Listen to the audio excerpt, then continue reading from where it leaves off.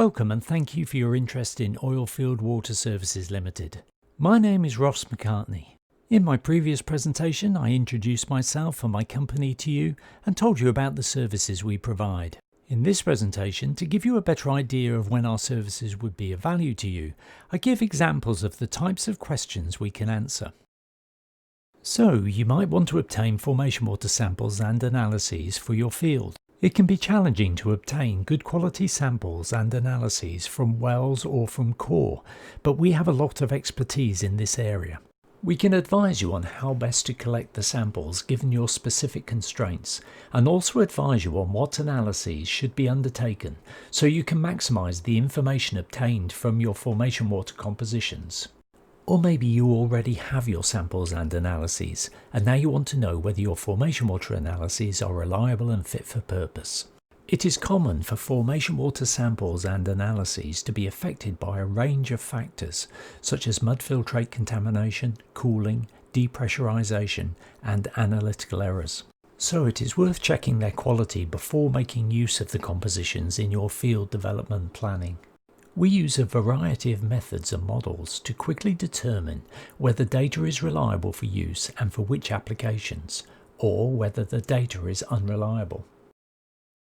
If your formation water analyses or compositions are not reliable, all is not lost. Data recovery is possible.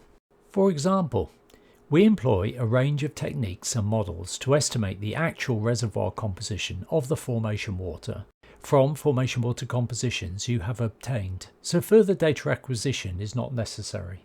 Formation water compositions can vary across fields both laterally and vertically within the oil leg or the aquifer, and between them. If formation water compositions vary across your field and you are not aware of it, this will add unknown uncertainty to any field development or operation plans, which are based on the assumption that the formation water composition is constant across the field. Variations in formation water compositions can be identified from formation water samples obtained from multiple locations in one or more wells, from produced water samples, and even from core samples. This type of information has many uses, not least for understanding scale risks across the field, compartmentalisation, and water saturations for volumetrics. It is important to assess the quality of produced water analyses before they are interpreted or used, to ensure reliable information is obtained from them. We undertake such assessments before any of our studies, and this often leads to the identification of unreliable data and subsequent improvements in sampling and analysis protocols. For wells that have been stimulated, we use the compositions of the stimulation fluid and the produced water, combined with reactive transport modelling to account for the effects of reservoir reactions, to estimate the composition of the formation water. This information may be useful for scale risk assessments on the well, for example, but it can also be used to help calculate the fraction of stimulation fluid in the produced water samples.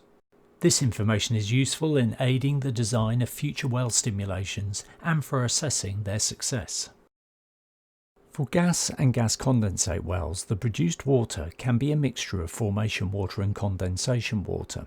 But to undertake accurate scale risk assessments, it is important to know the produced formation water composition.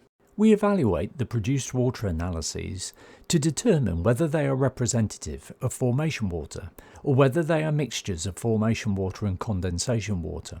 If it is the latter, we use various techniques to estimate the produced formation water composition first, therefore allowing a reliable scale risk assessment to be undertaken. It is common for the composition of formation water to vary from formation to formation or from well to well. This may allow the formation or well which is producing water to be identified from the produced water composition.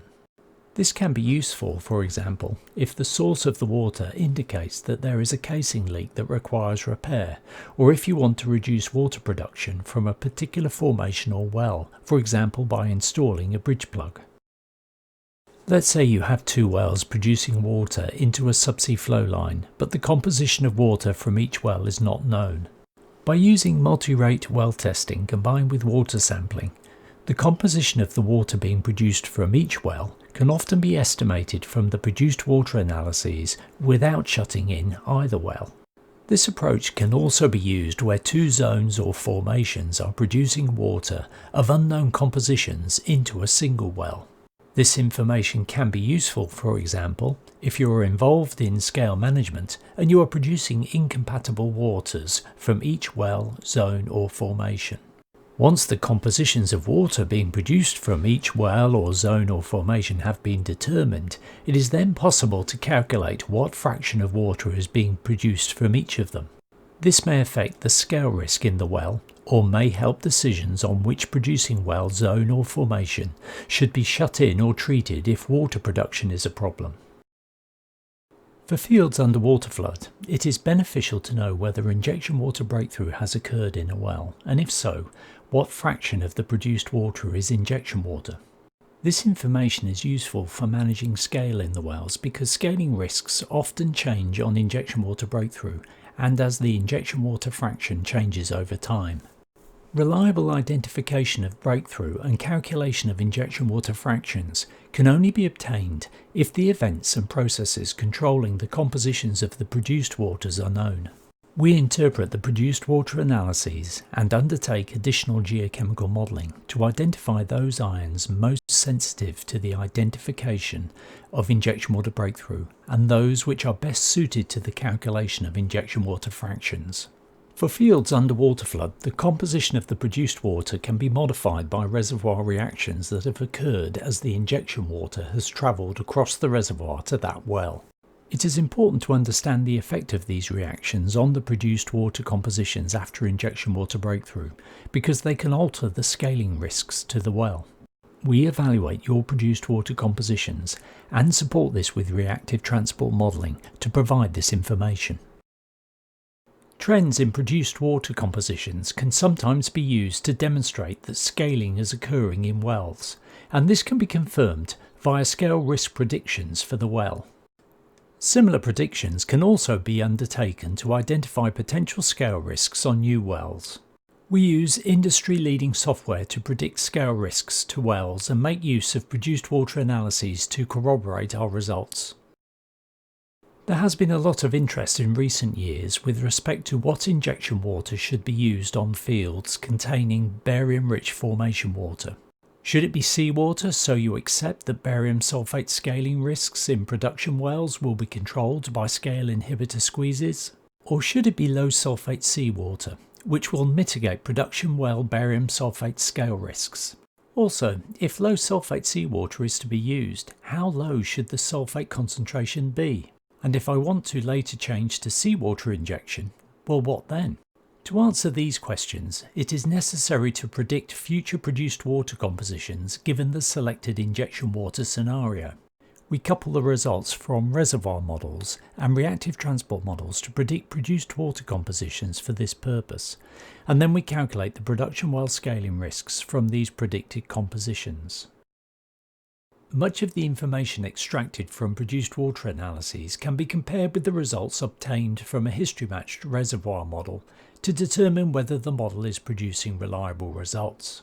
For example, comparisons can be made in terms of what type of water is being produced from a well. Is it formation water, or has injection water breakthrough occurred?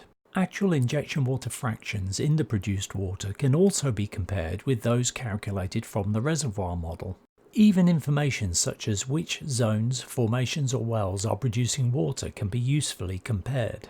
These comparisons can highlight where the reservoir model is producing reliable results and where there may be greater uncertainty, and hence guiding where improvements might be made. If multiple geological realizations for the reservoir are available, the information from the produced water analyses can also be used to identify that range of realizations most consistent with the produced water compositions. Of course, the reservoir model can also be history matched using the observed produced water analyses, which will also lead to improvements in the reliability of the model.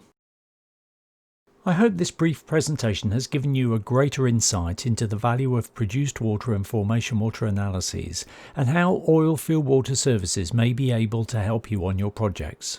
If you require further information, please visit our website at www.oilfieldwaterservices.co.uk, where you will find our extensive publication list, which covers many field cases.